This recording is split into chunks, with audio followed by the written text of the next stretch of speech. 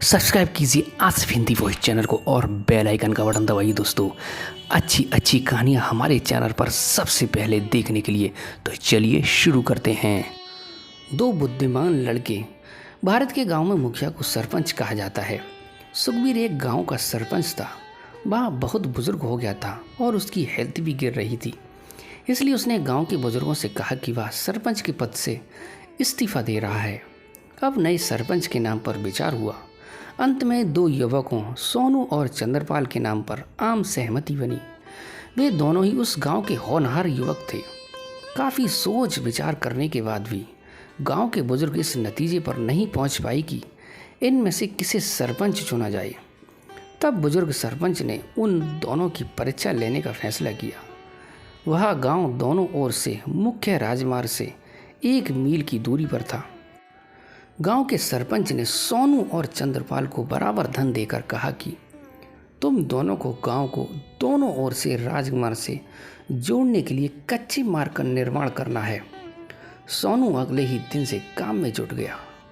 उसने एक ठेकेदार नियुक्त किया जो अपने साथ बड़ी संख्या में मजदूरों को लेकर आया।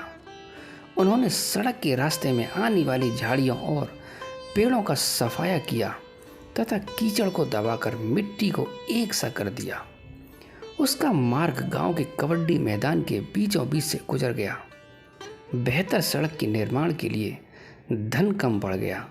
2 ही दिन में ठेकेदार ने सोनू को बताया कि सड़क बनकर तैयार हो गई है। अब दूसरी ओर चंद्रपाल ने कुछ श्रमिकों को इस काम के लिए नियुक्त किया। उसने अपने साथ इस कार्य में हाथ बटाने के लिए गांव के नए लड़कों से मदद की अपील की। सड़क आधी ही बनकर तैयार हुई थी कि उसके बराबर पीपल का पुराना पेड़ आ गया। चंद्रपाल ने कहा, हम इस पेड़ को नहीं काटेंगे और इस सड़क को पेड़ के किनारे से ही थोड़ा सा मोड़ लेंगे। सभी लड़कों ने सड़क की मिट्टी को एक समान करने में अपना योगदान दिया तथा सड़क के दोनों ओर मेड़ भी बना दी। जब सड़क पूरी बनकर तैयार हो गई तो चंद्रपाल ने पाया कि कुछ धन अभी भी शेष है।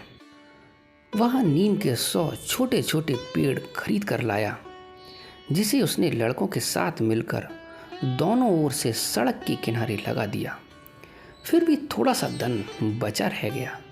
तब चंद्रपाल ने उस बचे हुए पैसों की मिठाई खरीदकर अपने उत्साही लड़कों में बांट दी। सड़क के पूरा होने के समाचार गांव के सरपंच को दिया गया। सरपंच दोनों सड़कों का मुआयना करने गए। वह सोनू के कार्य से बहुत प्रभावित हुए। उसके द्वारा बनाई गई सड़क बिल्कुल पेशेवर तरीके से अच्छी बनाई गई थी। अब बाद में वह दूसरी सड़क को भी देखने गए। अपने सरपंच की राय सुनने के लिए वहाँ सभी गांव वाले मौजूद थे। उन्होंने सरपंच को अपने द्वारा किया गया काम दिखाया। पीपल के पेड़ को न काटने और उसके बगल से सड़क को मोड़ देने के काम से सरपंच विशेष रूप से प्रभावित हुए। उसने नए सरपंच के रूप में चंद्रपाल के नाम की घोषणा की और कहा, किसी नेता का सबसे ज़रूरी गुण उसके द्वारा कराए गए काम का अव्वल होना नहीं बल्कि काम के प्रति उसका साहस, वफादारी और सभी लड़कों को एक साथ काम पर लाना। चंद्रपाल इन सभी लड़कों का यकीन जीतने में सफल रहा, इसलिए सभी ने उसके काम की तारीफ की।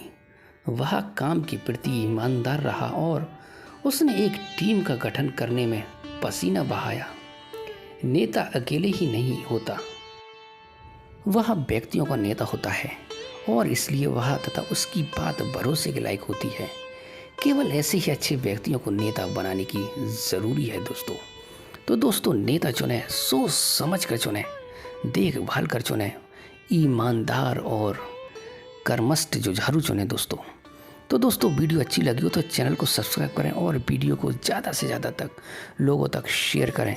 तो मिलते हैं इससे भी अगली अच्छी वीडियो में। गुड बाय दोस्तों।